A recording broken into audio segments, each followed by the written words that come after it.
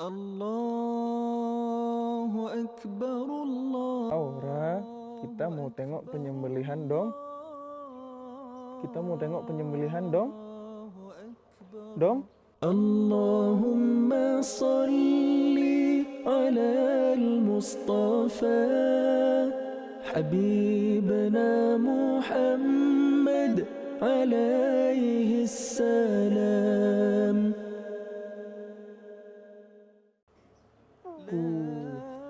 Di mana dong punya? Di masjid. Masjid apa namanya? Udah, kita jalan ya. Baca doa keluar rumah.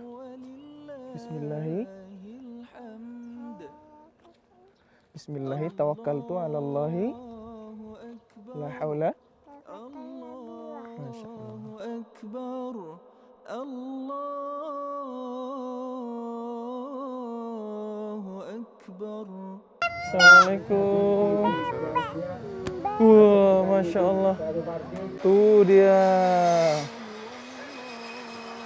Masya Allah. Wah.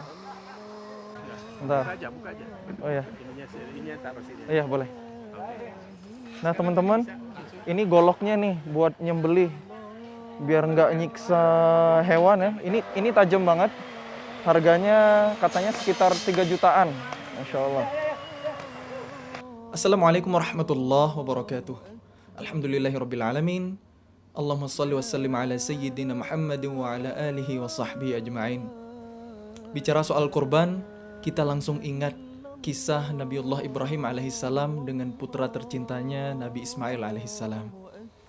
Allah abadikan dalam Quran surah As-Saffat dari ayat 99 sampai 113. A'udzu billahi minasy syaithanir rajim. Wa qala inni dzahibun ila rabbi sayahdin. Rabbi habli minas salihin. فبشرناه بغلام حليم فلما بلغ معه السعي قال يا بني إني أرى في المنام أني أذبحك فانظر ماذا ترى قال يا أبت افعل ما تؤمر ستجدني إن شاء الله من الصابرين فلما أسلما وتله للجبين وناديناه أن يا إبراهيم قد صدقت الرؤيا إنا كذلك نجزي المحسنين إن هذا لهو البلاء المبين وفديناه بذبح عظيم وتركنا عليه في الآخرين سلام على إبراهيم كذلك نجزي المحسنين إنه من عبادنا المؤمنين وبشرناه بإسحاق نبيا من الصالحين وباركنا عليه وعلى إسحاق ومن ذريتهما محسن وظالم لنفسه مبين. Aku berlindung kepada Allah dari godaan syaitan yang dirajam. Dan dia Ibrahim alaihissalam berkata, sesungguhnya aku harus pergi menghadap kepada Tuhanku. Dia akan memberi petunjuk kepadaku. Ya Tuhanku, anugerahkanlah kepadaku seorang anak yang termasuk orang yang saleh. Maka kami beri kabar gembira kepadanya dengan kelahiran seorang anak yang sangat sabar, Ismail alaihissalam. Dan ketika anak itu sampai pada umur sanggup berusaha bersamanya, sesungguhnya aku bermimpi bahwa aku menyembelihmu. Maka pikirkanlah bagaimana pendapatmu. Dia Ismail alaihissalam menjawab, wahai ayahku, lakukanlah apa yang diperintahkan Allah kepadamu. Insya Allah engkau akan mendapatiku termasuk orang yang sabar. Maka ketika keduanya telah berserah diri dan dia Ibrahim alaihissalam membaringkan anaknya atas pelipisnya untuk melaksanakan perintah Allah, lalu kami panggil dia, wahai Ibrahim, sungguh engkau telah membenarkan mimpi itu. Sungguh, demikianlah kami memberi balasan kepada orang-orang yang berbuat baik. Sesungguhnya ini benar-benar suatu ujian yang nyata, dan kami tebus anak itu dengan seekor sembelihan yang besar. Dan kami abadikan untuk Ibrahim pujian di kalangan orang-orang yang datang kemudian. Selamat sejahtera bagi Ibrahim. Demikianlah kami memberi balasan kepada orang-orang yang berbuat baik. Sungguh, dia termasuk hamba-hamba kami yang beriman. Dan kami beri dia kabar gembira dengan kelahiran Ishak, seorang nabi yang termasuk orang-orang yang soleh. Dan kami limpahkan keberkahan kepadanya dan kepada Ishak. Dan di antara keturunan keduanya ada yang berbuat baik, dan ada pula yang terang-terangan berbuat zalim terhadap diri mereka sendiri. Teman-teman, Masya Allah ya, kisah perjuangan Nabiullah Ibrahim alaihissalam melewati semua ujian dari Allah. Maka wajar Nabi Ibrahim alaihissalam sampai Allah kasih gelar yang keren banget, Khalilullah, kesayangannya Allah. Sebab Nabi Ibrahim ini lulus semua ujian-ujian Allah dengan sempurna. Dalam Quran Surah Al-Baqarah ayat 124, Allah berfirman, A'udzubillahi minasyaitonirrajim, وَإِذِ ابْتَلَى إِبْرَاهِيمَ رَبُّهُ بِكَلِمَاتٍ فَأَتَمَّهُنَّ قَالَ إِنِّي جَاعِلُكَ لِلنَّاسِ إِمَامًا قَالَ وَمِنْ ذُرِّيَّتِي قَالَ لَا يَنَالُ عَهْدِ الظَّالِمِينَ. Dan ingatlah ketika Ibrahim diuji Tuhannya dengan beberapa kalimat, lalu dia melaksanakannya dengan sempurna. Dia Allah berfirman, sesungguhnya aku menjadikan engkau sebagai pemimpin bagi seluruh manusia. Dia Ibrahim berkata, dan juga dari anak cucuku. Allah berfirman, benar tetapi janjiku tidak berlaku bagi orang-orang yang zalim. Masya Allah teman-teman. Sampai Nabi Ibrahim alaihissalam itu Allah jadikan pemimpinnya umat manusia. Bahkan anak cucu keturunan Nabi Ibrahim pun banyak yang Allah angkat menjadi pemimpin, menjadi para nabi dan rasul. Sampai Rasulullah SAW, khataman nabiyyin, nabi terakhir adalah garis keturunan dari Nabiullah Ibrahim alaihissalam. Coba bayangin teman-teman, Nabi Ismail itu kan putra Nabi Ibrahim alaihissalam yang dicintai banget, ditunggu dalam waktu yang lama. Ulama menyampaikan Nabi Ibrahim itu sampai nunggu usia 100 tahun baru dapat anak, yaitu Nabi Ismail alaihissalam. Udah ditunggu dalam waktu yang lama, disayang banget, sering ditinggal untuk urusan dakwah. Tiba-tiba ada perintah untuk menyembelih. Kira-kira gimana ya kalau kita sendiri nih yang diminta sama Allah untuk nyembelih anak kita? Wah, itu luar biasa tuh, ujian iman luar biasa. Nabi Ibrahim cinta banget sama Nabi Ismail. Tapi Nabi Ibrahim alaihissalam juga cinta kepada Allah. Cinta kepada Allah dengan cinta kepada anak tentu gak berbenturan. Tapi Nabi Ibrahim alaihissalam lebih mendahulukan cinta Allah. Kurban adalah bukti cinta. Guru saya Ustadz Budi Asari LC pernah bilang, jika satuan jarak adalah meter, satuan massa adalah gram, maka satuan dari cinta adalah pengorbanan. Ternyata yang Allah inginkan bukan putusnya kepala Nabi Ismail dari badannya, melainkan Allah ganti dengan seekor al-kabsh, seekor kibas domba. Jadi domba adalah hewan yang dipilih oleh Allah untuk menggantikan penyembelihan Nabi Ismail alaihissalam. Nah, ini tanggal 9 Zulhijjah, H-1 hari raya. Kambing baru aja diantar ke rumah, yang udah saya pesen dari sebulan yang lalu. Udah dirawat, waktu saya pesen sekitar 90 kilo kata yang jualnya. Mudah-mudahan ini udah nyampe 100 kilo. Kerasa sih domba ini agresif banget.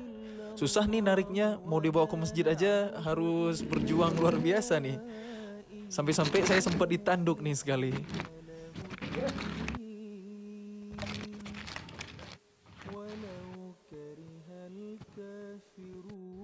Nah sekarang ini lagi siap-siap mau diantar ke masjid, ke tempat penitipan hewan. Nanti disembelihnya tanggal 11 Zulhijjah ya, hari raya kedua. Karena hari raya tahun ini kan jatuhnya hari Jumat. Tanggung banget, habis sholat Id, udah ada Jumatan lagi. Khawatir nggak maksimal, jadi pihak DKM Masjid mutusin untuk kurban diadainnya di hari raya kedua atau 11 Zulhijjah. Teman-teman semuanya yang disayang Allah, ternyata dalam riwayat Rasulullah SAW juga berkurban menggunakan domba. Dalam sebuah hadis yang sahih riwayat Bukhari dan Muslim, anna Nabiyya SAW kana yudhha bikashbain amlahain aqranain. Rasulullah SAW biasanya berkurban dengan 2 ekor domba bertanduk yang sifatnya itu amlahain. Amlahain itu berkaitan dengan warna. 2 domba yang dominannya warna putih. Ada juga ulama yang berpendapat bercampur dengan sedikit warna hitam. Ada juga yang lain mengatakan warna merah. Memang warna keseluruhannya putih, karena memang umumnya domba itu berwarna putih. Kemudian akronain. Akronain itu 2 domba yang memiliki tanduk besar. Jadi intinya Rasulullah SAW mencontohkan kepada kita untuk berkurban menggunakan domba. Mungkin masyarakat kita hari ini lebih familiar dengan kambing, sapi itu baik, atau unta itu juga baik. Tapi yang Nabi contohkan domba. Yang Allah gantikan Nabi Ismail ketika disembelih oleh Nabi Ibrahim juga domba. Makanya teman-teman di tahun ini saya nyoba untuk kurban pakai domba. Ya meskipun masih 1 ekor, tapi alhamdulillah hasil pencarian panjang ya. Namun 1 ekor domba yang alhamdulillah kualitasnya cukup baik. Mudah-mudahan menjadi syiar ya teman-teman. Mohon doanya semoga Allah jaga hati saya, niatnya terjaga lillahi ta'ala, dan mudah-mudahan nanti bisa jadi kendaraan di surga. Nah teman-teman, ini suasana di TPH, tempat penyembelihan hewan. Sebelum nyembelih, saya sempetin untuk takbiran dulu, ngumpulin energi.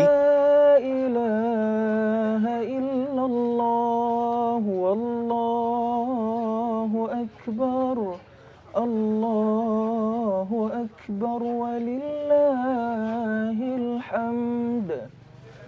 Allahu Akbar, Allahu Akbar, Allahu Akbar. La ilaha illallah, Allahu Akbar. Allahu Akbar walillahil hamd. Allahu Akbar walillahil hamd. Allahu Akbar, Allahu Akbar, Allah. Nah, ini detik-detik penyembelihan. Agak grogi sih sama ngerasa deg-degan banget, soalnya ini baru pertama kali seumur hidup. Tapi bismillah, tawakal sama Allah. Bawah terus kurang bawah. Nah, Nih. itu terus ke bawah.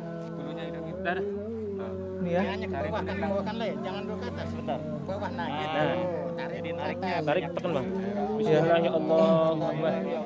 Sebentar ya. Bismillahirrahmanirrahim. Allahu Akbar, Allahu Akbar, Allahu Akbar. La ilaha illallah, wallahu akbar. Allahu Akbar, walillahil hamd. Bismillah, Allahu Akbar.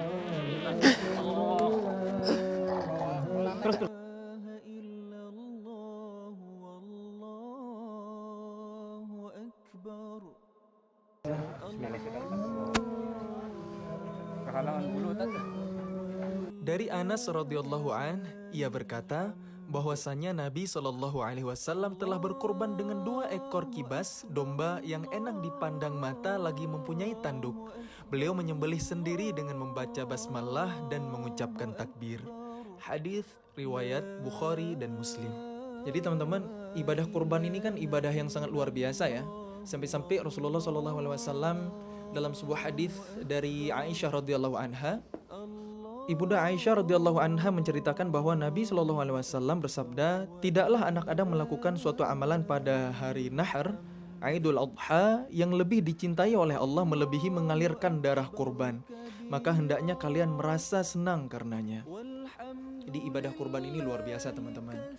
Buat yang belum mampu berkurban tahun ini, azamkan, niatin insya Allah deh tahun depan, nabung dulu, berusaha dulu. Mudah-mudahan niat baik kita Allah mudahkan. Allah Subhanahu wa taala berfirman dalam Quran surah Al-Kautsar, A'udzu billahi minasy syaithanir rajim. Bismillahirrahmanirrahim. Inna a'tainakal kautsar Fasalli li rabbika wanhar. Sesungguhnya kami telah memberikan kepadamu nikmat yang banyak, wahai Muhammad. Maka dirikanlah salat untuk Tuhanmu dan berkurbanlah. Perintah untuk salat sampai-sampai Allah sandingkan dengan perintah untuk berkurban. Artinya kurban ini adalah ibadah yang sangat dianjurkan teman-teman. Ada ulama yang bilang kalau kita belum mampu kurban sampai dibolehin berhutang. Coba. Nah teman-teman, terakhir dalam Quran surah Al-Hajj ayat 37 Allah berfirman, A'udzu billahi minasy syaithanir rajim. Lan yanalallaha luhumuha wala dima'uha walakin yanaluhu at-taqwa minkum.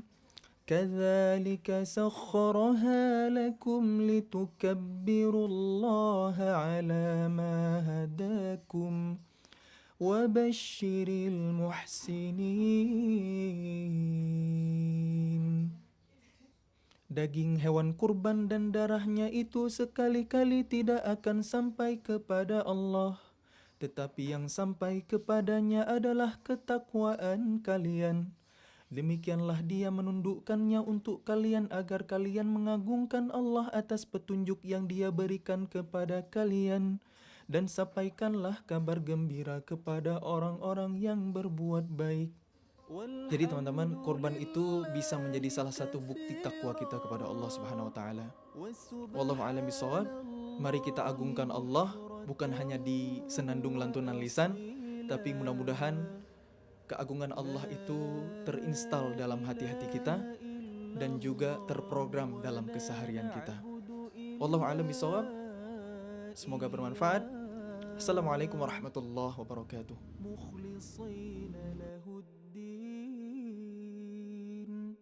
ولو كره الكافرون